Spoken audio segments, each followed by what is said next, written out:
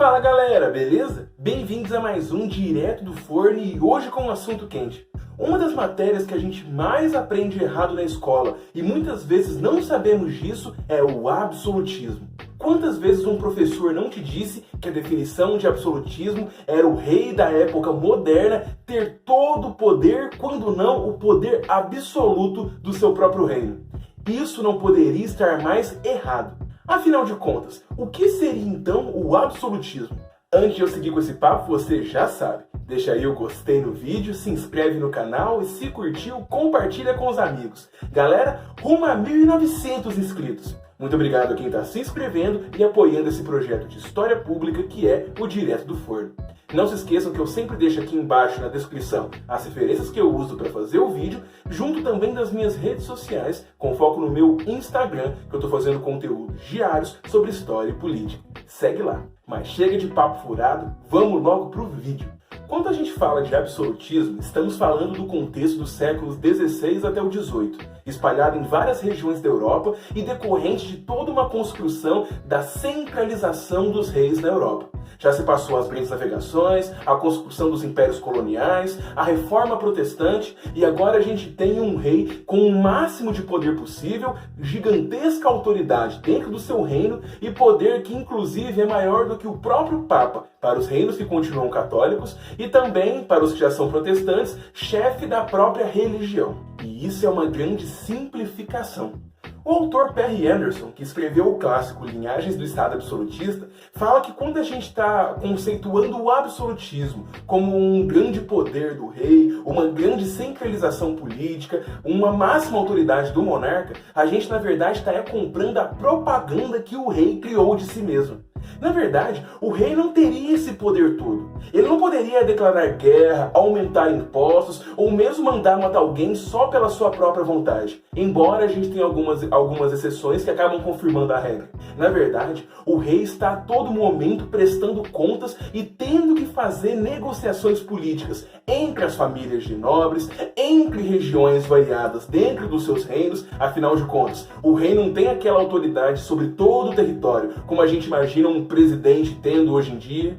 Assim como também o rei precisa toda hora estar convencendo e cooptando alianças e estruturas que vão dar mais poder e autoridade a ele. Então esquece esse papo que simplesmente o rei tem muito poder, uma grande centralização política.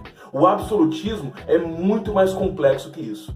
E isso que eu falei do Perry Anderson, da imagem do rei, é muito boa. Afinal de contas, ele vai utilizar a mesma pintura do Luís XIV, o Rei Sol, símbolo do absolutismo, para falar que, na verdade, o próprio Luís XIV não tinha tanto poder assim. Ele tinha a todo momento que estar tendo relações com os outros nobres, ele não podia fazer o que desse na telha, e a questão da propaganda entra na própria pintura clássica que é a Luís XIV, com toda a sua pompa e elegância exalando poder. Essa pintura, para o Perry Anderson, é um grande símbolo da propaganda, é o que o Luís XIV precisa representar, é a imagem que ele quer construir de si mesmo, justamente para criar essa ideia de um monarca com um grande poder. Essa ideia da autoridade é muito mais uma construção, uma narrativa, do que propriamente a realidade. E temos que lembrar os outros corpos do poder. Afinal de contas, o rei de Portugal, por exemplo, durante muito tempo, tinha que estar sempre conversando com as cortes, os conselhos de nobres que estavam ali apoiando o reino e que tinham que ser consultadas para inúmeras coisas. Cortes que, inclusive, tinham grandes descentralizações de poder, inclusive dentro das cidades. Então a gente tem sim uma competição de poder, toda uma estrutura ali que não é simplesmente unilateral, do rei para os nobres ou dos nobres para os reis. A mesma coisa na França, que a gente vai ter o Conselho dos Estados Gerais. O Conselho dos Estados Gerais, que é muito famoso por ter sido convocado na Revolução Francesa, também tinha sido muito comum de ser convocado até o ano de 1614. De fato, você não convocar mais esses conselhos é um bom exemplo de maior centralização do poder do rei. Porém, na verdade, não significa ali que o rei está fazendo tudo o que ele quer sem prestar contas. Na verdade, é que a gente não vai ter mais uma grande questão dos conselhos de maneira nacional, decidindo grandes pautas. O que a gente vai ter, na verdade, são subdivisões regionais que vão, aos pouquinhos, fazendo interlocuções com o rei e colocando os problemas de suas regiões para que ele tivesse conhecimento e, de maneira mútua, fizesse uma solução para os problemas do local. E isso também passa por outras tradições na Europa. Na Inglaterra, por exemplo, desde 1215, assinado pelo rei João Sem Terra, nós temos a Magna Carta, que já coloca limites ao poder do rei. E que quando a gente está lá dando aula sobre absolutismo, a gente esquece que existem várias manifestações do poder monárquico e que a galera da Inglaterra, na verdade, é muito diferente do pessoal de Portugal, da Espanha, da França, e isso só para ficar na Europa Ocidental, que é até onde o conhecimento histórico brasileiro acaba incorporando e colocando nas aulas de história. E o melhor de tudo é que nesse momento de contexto entre os 16 ao 18, a gente vai ter as revoluções liberais na Inglaterra. Ainda mais com a Revolução Gloriosa, que em 1688 vai colocar a Bill of Rights, uma constituição, na verdade não uma constituição, mas um regime de leis que irão limitar bastante o poder do rei e dar uma grande afirmação de poder para o parlamento. O rei, então, em um contexto que supostamente teríamos o auge do absolutismo, estaria ali dividindo o seu poder com outros representantes do povo. Então, se a gente não pode falar que no absolutismo o rei tem o poder absoluto, que mesmo falar que o rei tem uma grande centralização política já é errado, como a gente pode ver pelas subdivisões, ou mesmo na Inglaterra, com o parlamento atuante, ou nas cortes em Portugal, enfim, o que a gente pode falar?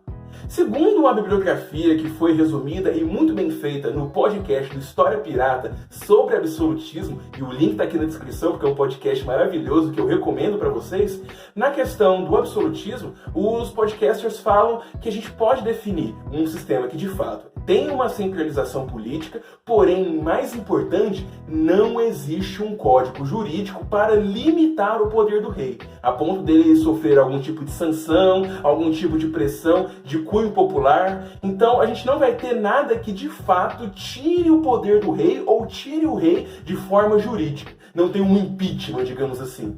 Na verdade, qualquer forma de desagravo com o rei vai ser colocado muitas vezes por via de guerra ou revoluções. Se o Luís XVI vai ter a cabeça cortada, é porque o povo vai sair na rua e não tinha nenhuma ferramenta jurídica por parte dos franceses para resolver a questão sem um banho de sangue. A mesma coisa vai valer para os outros países da Europa. E a Inglaterra é uma exceção novamente, porque desde o século XVII ele já vem com a Bill of Rights decidindo muitas coisas a respeito do monarca. E para um professor de escola particular, pública, uma dica que eu dou quando for explicar essa matéria é falar que sim, o rei vai passar por um processo de centralização política que está longe de ser uma grande centralização nacional. Tem muito rei que não governa o país todo, assim como também o rei não tem poder absoluto. Isso já resolve grande parte das confusões e das simplificações do termo. Falar também que cada país tem um processo diferente, que na Inglaterra a gente tem uma limitação do poder muito grande, também ajuda para inserir o aluno nessa dinâmica global, que existem vários governos, vários processos políticos, e que o aluno não precisa decorar, mas tem que entender que cada país tem a sua própria solução para os seus próprios problemas. E é importante falar também que justamente por não termos uma solução jurídica, alguma coisa para quando o rei pisar na bola, é que nós teremos as revoluções.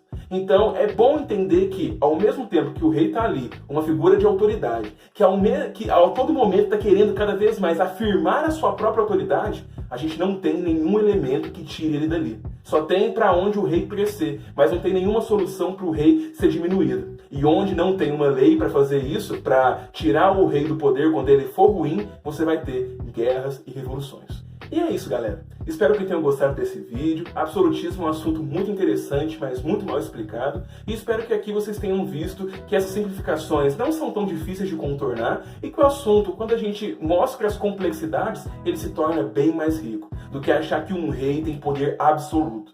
Então é bem interessante a gente ver esses processos e que se a gente tira alguns preconceitos da história, a gente consegue entender mesmo a política do nosso tempo. Principalmente que ninguém governa sozinho, nenhum ditador. Está sempre a pessoa que simboliza a autoridade ou a liderança de um lugar negociando com várias outras pessoas. Tal qual o rei governava negociando com nobres e por aí vai.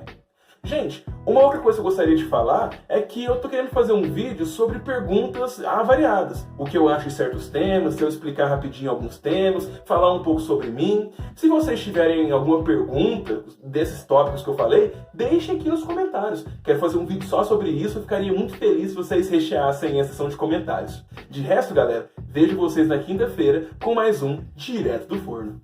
Até lá!